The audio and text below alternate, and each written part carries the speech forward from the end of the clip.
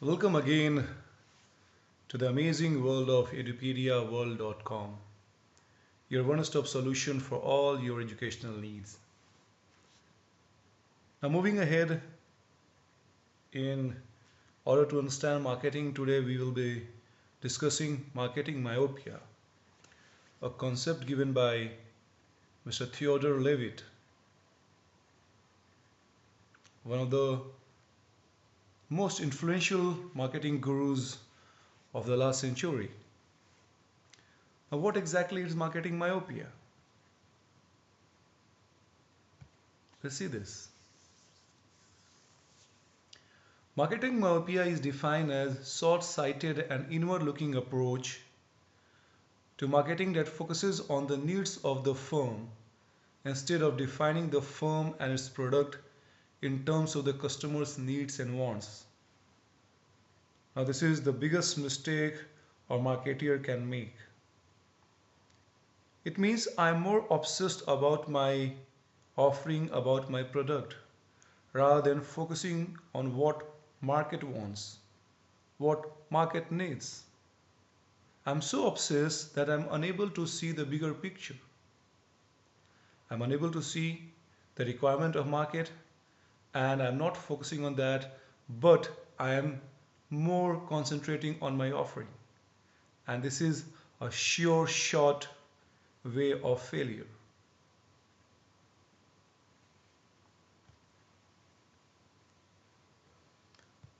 In order to explain this, Levitt cites railroads and Hollywood as examples of industries that have been and are now endangering their futures by improperly defining their purposes. The problem with this industry and other industries who are suffering from this disease is they were product oriented instead of customer oriented. They have lost the touch of the market.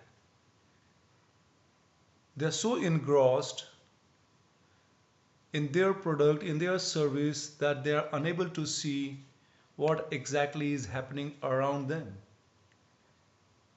And that's a harakiri, that's a suicide.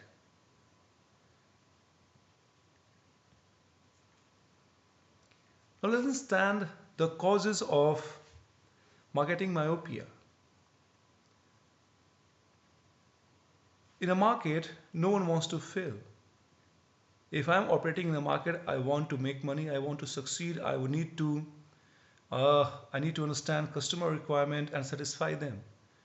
But what are the things, what are the reasons why any marketeer suffers from this disease of marketing myopia?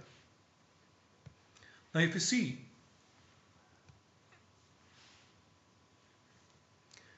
company thinks its growth is guaranteed by expanding population. Company feels if the population is growing, then there is no need of taking care of other nuances. Growth of population is a sure shot guarantee of the success of my offering, which is not true, which is far from the truth. The second is believe there is no competitive substitutes. You are not operating in a monopoly market. There are substitutes which are as good as you are or better than you. So unless like you are not improving, you don't have your hand on the pulse of the market, this disease is going to catch you. The third reason is mass production not concentrating on the needs of the customer. I am producing without understanding the requirement of the market. I am not customizing. I am simply going mass. I am producing goods or services without understanding the needs, and I have this fear that I am going to sell it, which is not true. Fourth fourth reason is focusing on product rather than the customer, lacking innovation. As I said, the marketer is so engrossed, so involved in its offering that he has lost the touch of the market. And last but certainly not the least, the marketer is unable to understand the changing lifestyle of consumer in today's era. where the technology is pervading everywhere, the lifestyle is changing so fast, and if I'm not able to cope up with this change, then surely I'm going to demise, I'm going to perish. Now somewhere customers, they need a marketeer who understands their requirement, who is in tune on the same frequency of what they need. And if you are not there, then somebody else will do. Somebody else will cater to their need, who understands this changing lifestyle, the new technology. So, in a broader sense, these are the 5 reasons why a company suffers from marketing myopia.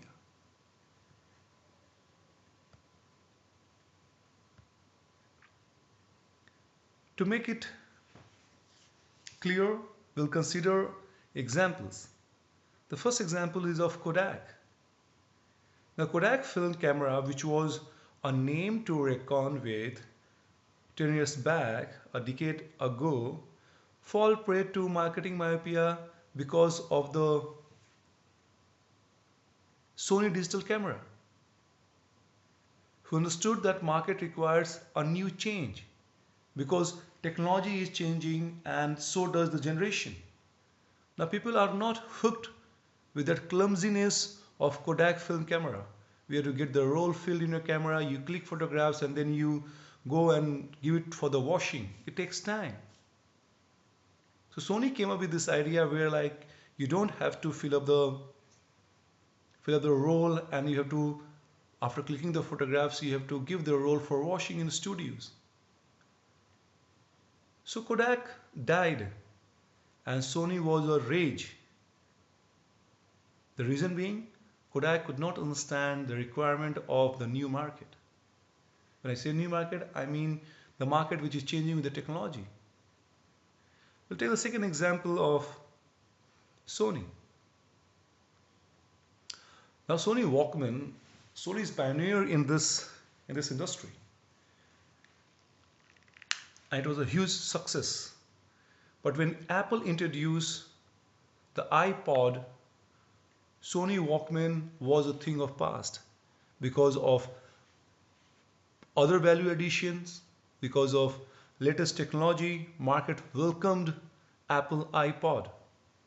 Sony was understanding that as it is the number one in this industry, nobody can beat. But because of the changes of technology, the companies, that is Apple, incorporated those changes and came out and introduced iPod to the market, which was welcomed by open arms. And an era of Sony Walkman ended. Now what could be the solution? What could be solution to avoid this disease? The first one is solution-centric focus. My product is purchased by the market because I am providing a solution to the problem. If I am not providing the solution, the market is not going to appreciate that. If I am over there to sell my product only, what I am manufacturing, the market is not going to buy it. It's going to refuse. You have to sell the solution to the problem. The second would be customer centric. Your entire offering should be customer centric. You should be understanding about customers, what they need, what they require, what are the problems they are facing, how I'm going to solve it. So your entire marketing, your entire offering should be woven around customer. And the third point, we should understand marketing is not only about selling. Selling is a smaller subset of marketing. Marketing is much, much bigger than selling. It involves promotion, it involves marketing research, it involves so other things. So you should be focusing on that. And the most important thing is like aware of substitutes to the industry. As I said in the previous slides, we are not working in isolation. There are other substitutes who are better than me or equally good as I am. So I should be aware that what they are offering and how I can beat them by offering a better service, a better offering to the market. And lastly, disruptive innovation.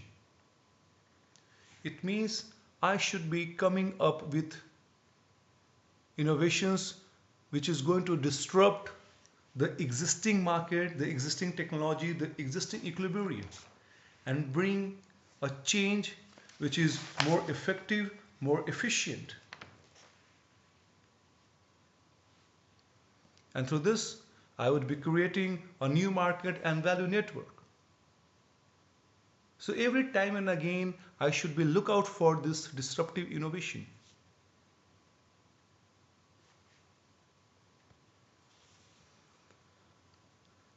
Now, we just understood two examples of Kodak film and Sony Walkman that how they suffered from marketing myopia.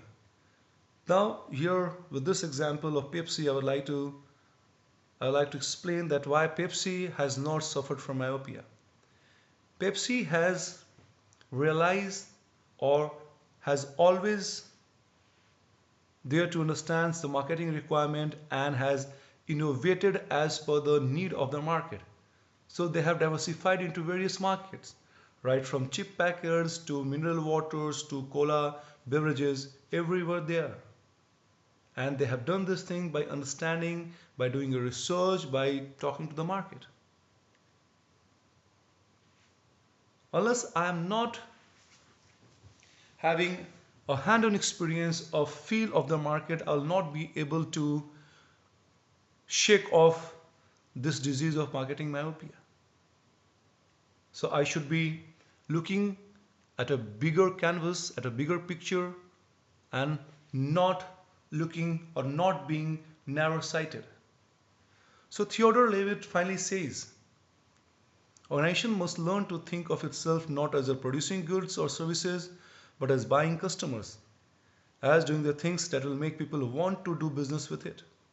As I said, you should be a solution provider. If you're not providing a solution, then remain at your home. People are not going to buy it. People are not going to take it.